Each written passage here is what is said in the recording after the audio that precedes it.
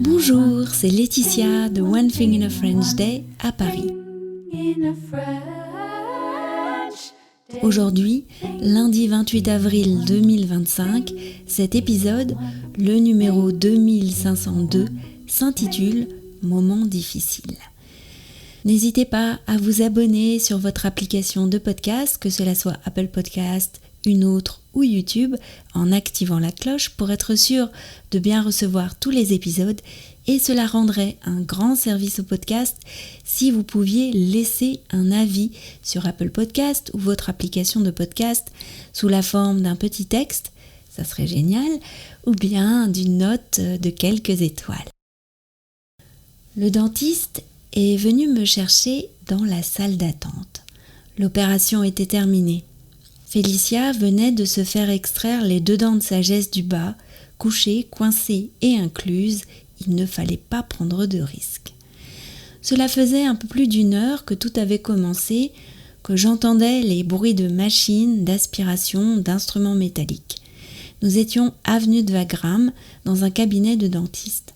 Le dentiste était vraiment gentil, et son assistante aussi. Nous étions arrivés en transport en passant par le RER A depuis la Défense.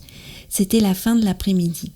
Nous avions jeté un œil à l'Arc de Triomphe, descendu la belle avenue aux grands platanes qui part de la place de l'Étoile et mène jusqu'à la place des Ternes. Et puis on s'était retrouvés devant la lourde porte cochère. « J'ai pas envie », a dit Félicia. « Je sais, ma grande », ai-je répondu.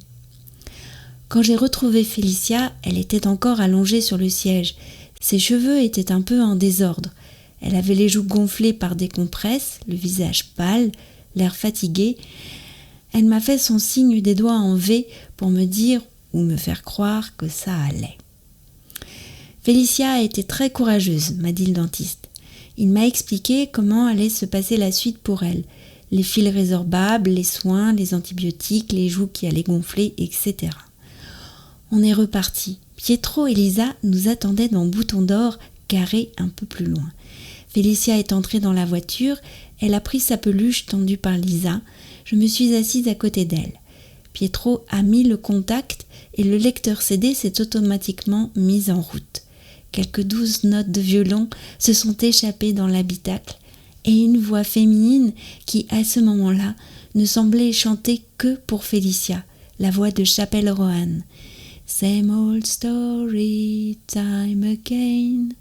Bien sûr, la chanson n'avait rien à voir avec ce que venait de vivre Félicia, mais elle lui a fait du bien.